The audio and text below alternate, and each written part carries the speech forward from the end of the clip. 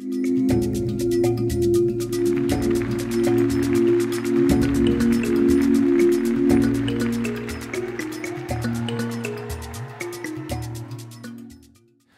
now we're going to have our big reveal with the laser.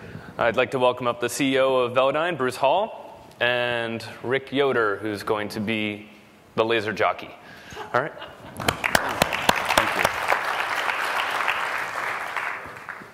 Can you hear me okay? It's a new job title, laser jockey. Thank you very much for coming. I am Bruce from Velodyne. I'm joined by Rick over here, and we have Mike Dunbar. We are today going to demonstrate our high-definition LiDAR system for you. Before we do that, we'd like to give you a little bit of background on us. We are right down the road here in Morgan Hill, and a little bit of how we got into this crazy business. And we actually, by day, manufacture high-end subwoofers, and we install these subwoofers into home theaters, and they're sold in places like Fry's and Century Stereo. And in high-end homes, there are 4 actually in Robin Williams' house. I probably wasn't supposed to say that, but I did. So we've had a lot of success with that business. We sell about 80,000 subwoofers a year, as it turns out, and that's enough money to fund some other fun that we like to have. And we also have a split-out company called Velodyne Lidar that is a separate entity now. We'll get to that in a minute. But about 10 years ago, we started to get not bored, but we were looking for something else beyond the subwoofer business. So we said, why don't we see if we can get ourselves on TV? And we said probably the easiest way to do that is through fighting robot shows. So we got into BattleBots and we got into Robot Wars, and I would like to share with you the pinnacle of our robot experience. That is our robot there, that square hunk of aluminum. It's about 350 pounds, filled by 4 20-horsepower motors and a lot of batteries, and that's me driving. And sadly, we are going to incinerate the clown. My son was absolutely traumatized by this. He was 4 at the time. The producers... Thank you very much. Thank you. Oh boy. The TNN producers were there jumping up and down saying, this is the best TV ever. And that was really our highlight of that. You thought you were going to see a LiDAR sensor. Shortly after that, we decided 2 things. One was we tried to use our clown-birding skills for good, and they canceled all the robot shows. So that was the end of that. So we moved on to another challenge. It turned out that DARPA was about to launch a series of 3 different races called the Grand Challenge. And these were, some of you may have heard of this, these are autonomous vehicles trying to drive from one point to the next, or in the last race, driving in traffic. This is actually our vehicle, and it's a Toyota Tundra. You can see there's nobody there driving. We took 2 of the motors that we used in our robot, which was called Drillzilla, and we used it to control the steering and the brake in this vehicle. And we hacked into the accelerator, and we made a little GPS receiver, and we taught the thing how to follow waypoints, and we created a LiDAR sensor for it. Turned out we made it 25 miles in this race. This was the second of the 3 races. Unfortunately, the race was 142 miles, so we didn't win. But 5 other teams did finish, including the winner, which was Stanford University. One thing that did come out of the race, though, was a sensor that we created. And this does connect, I promise. And if Rick can pull this off, we're going to freeze this here right in the middle. And if I can point your attention to the top of the vehicle, you can see this little 2-foot spinning wheel of death, as we like to call it. And it turns out that houses 64 lasers. And if you want to build an autonomous vehicle, the vehicle really has to do 2 things. One is follow waypoints. You have to give it a route. You have to teach it how to follow that route. Then you have to have a sensor to be able to figure out where the flat drivable road is and if there are any obstacles in your path that you have to go around. And everyone has to deal with these issues if you're going to have an autonomous vehicle. Our approach to the sensing side of it was, instead of the cameras we used for the first race, we created this 64-element LiDAR system. And that turned out to be the prototype for the product we sell now, and we showed that to many of the teams at the at the second challenge, and they all wanted one for the next challenge, including DARPA, who told us they were going to base the race around our sensor. So we said, okay, maybe we ought to build one. So we actually created this product, and it has 64 lasers. And the basic principle of operation is that each laser fires a pulse of light, bounces off something, comes back, and we record the time it takes for the pulse to get back. That's called time of flight, and that ends up being a distance pixel, and we know how far that spot was within 1 inch. Now, the idea is that's not that interesting, because you see those all the time. We decided to do it with 64 fixed-aligned lasers. The upper one goes +2 degrees, the bottom one is -25 degrees, and there are 62 in between. There's a dedicated laser and detector for each of the 64, what we call emitter-detector pairs. So these 64 lasers are all firing as the unit spins, and they're all firing at over 20,000 times per second. And it adds up to a point cloud of about 1.33 million pixels per second, which is a lot. If you look at the other more popular, or at the time, sensors that were in use, a SICK, for example, sensor has about 13,000 points per second. So we're literally 100 times more data. And the reason we did that is because we weren't getting enough data from the existing sensors, and people wanted to use a single sensor to get all the data they need to navigate and figure out where the flat drivable road is and where the obstacles are. So we can see out about 120 meters with this device. We refresh every 5 to 15 times per second. You can adjust that on the fly. And don't worry, it is completely Class 1 eye safe, even though you are all now being bathed in beautiful 905 nanometer light. Don't worry, we're around this thing all the time, and we've actually measured it with a power meter. So we're measuring this thing. It's less than half the power that a Class 1 device would have. So what the device enables, Rick, if you want to go to the next one, is a view of something like this. And this was actually taken on the top of our car on Butterfield Street, right outside of our facility in Morgan Hill. And you can see all the rings there. That's all the different lasers sweeping on it. If you were to zoom in on those rings, each would have a series of points, right? So it creates this point cloud that really tells you everything that's going on around you. And you can see the cars there. You see the shadows of the trees as you go by. You can see the flat drivable road. Of particular importance to people trying to do autonomous navigation are the edges of the road, where are the curbs, so I can figure out where in the lane I need to be. We go along and identify obstacles out, like I said, out to 120 meters, so you can figure out how to go around them or what you're going to do about them. Here we are making a U-turn here. You can see there's a little bit of waviness to the picture, and part of that is because there's no what's called IMU here to stabilize the picture. Most people who are doing autonomous navigation or this are doing captures with IMUs and GPS devices. What happened with this is we go on to, we're going to show you now a CMU video. You have the next one there, Rick? So Carnegie Mellon, this is their use of the sensor within their route planning software. And what you have here, if you look in the upper left, you can see, similar to the screen we just showed you, that's the raw image of the Velodyne.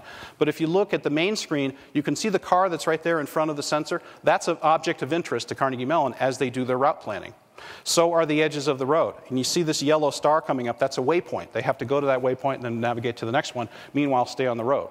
So they use the Velodyne to identify all this information, and it helps them navigate. Okay, and they were nice enough to share this with them. They won the most recent race, by the way, which is last November, called the Urban Challenge. And Rick, if we go to the next slide, you will see that we were prominently featured in this latest race, which was November 2007. Here is a sensor. If you look at the top of the vehicles, you can see MIT, Stanford, and Carnegie Mellon all with our sensor on top, which is a pretty good advertisement, I guess. You don't see any of our names on any of the cars because we charged everybody full price, which was cool. So, and they all bought, thank you. Between Burning the Clown and full price, we're really off to a good start. So we, and everybody bought two, by the way, which was cool. So, and it kind of kept us in business. So let's go one more slide. This was right out of Time magazine, and this was the winner boss. And we were on 5 out of 6 finishers and 7 out of 11 starters at the Urban Challenge in 2007. It gave us a real boost, and that autonomous vehicle market is taking off. But I'd like to touch on just a couple other quick markets before we get off on a quick demo here. And let's go to the next slide, Rick. And I will talk about a guy in Wisconsin named Ray Mandley, who's a wonderful gentleman. And Ray saw us at a trade show. We had it set up just like this, and he looked at it for a minute, and he said, "Can I turn it sideways?" And I said, "Why would you want to turn it sideways?" Well, I wasn't there, but we asked that. He said, "Well, because I think because you're spinning this way and capturing the data, if I turn it sideways this way and I can capture it this way, I can corkscrew my way down the road and capture and keep the data, and I can do 3D mapping." So he experimented with this, and we determined that we could indeed run it that way. And he has this now set up, and he has multiplied his business by 6, because what he's doing is he's going around to all these state DOTs, and he's saying, I have a way to drive your highways in a matter of weeks instead of literally the years it would take, and capture all the information that you need about your highways. All your bridges, all of your signs, all of the roadway, and we're going to have some videos here coming up that's going to talk about that. Here's one that Ray captured when he was on his way to see us in Morgan Hill, and he came across the Bay Bridge, okay? And it's a little dark, but I'm hoping you can see it. So you can see actually here the structure of the Bay Bridge. And this was captured on his vehicle as he drove along with traffic. It's not like he had to slow down the car. It's not like he had to pull off to the side and take time to get it. He drove along with traffic in one pass and got this. Caltrans saw that and they wanted it because they're tearing that bridge down and they don't have an as-built of it, so they wanted a video of that. So here we have a capture of a truss bridge, and you can see power lines that it captures and does these different types of things.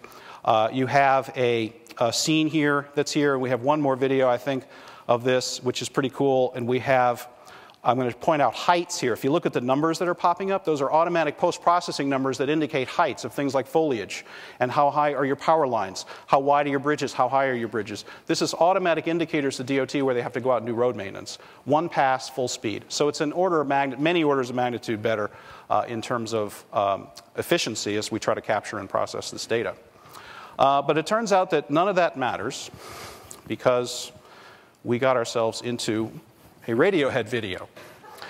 So on the upper left is our friend Rick, who's down in Florida, and that's the rig that they used to actually capture the data for this video. On the lower right is a picture of the crew, and the two guys on the left there in the dark shirts are actual Radiohead guys. The guy in the white is some roadie.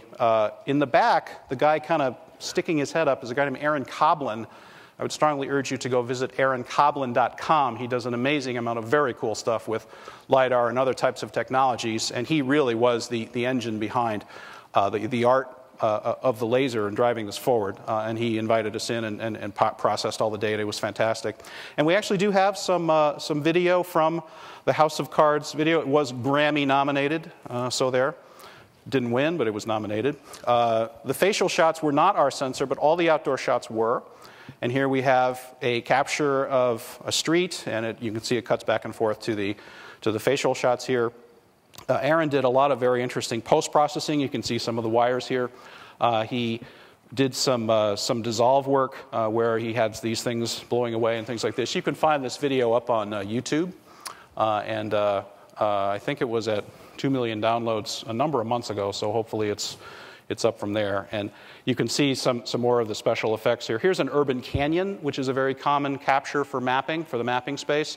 You drive down a thing with tall buildings, and the sensor can see 120 meters, so it can get all the way to the top of the buildings and be able to track this information. So it's very, very interesting. So, and again, you have the fading and the dissolving. That's all post-processed and done by Aaron. This is actually the cul-de-sac that we showed Rick in just now that we're capturing, and here's near the end of the video where we have some interesting post-processing effects. So that has served to make me cool in the eyes of my daughter, so that's the most important thing. And indeed, that's what Brady mentioned first. He said that's the thing. Oh, here's something they shot in a cafeteria, and as we watched the people, and they set the sensor down, and as people walk towards the sensor, look at how they kind of break up a little bit and their lines get all squiggly. We hate that because it's inaccurate. But the producers loved it because it looks like art. So here's a neat juxtaposition between art and science, right? So we've been working on the sensor to improve that close-up performance. So, and this is the end of the sensor, and we're almost out of time. So let's jump, Rick, over to our live shot. Let's go live now. And that's not it.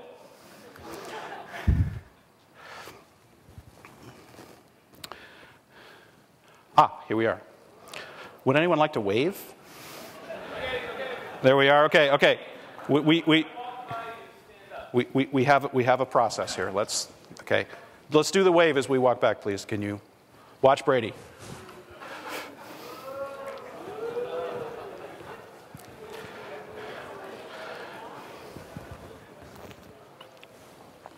Okay, we get that?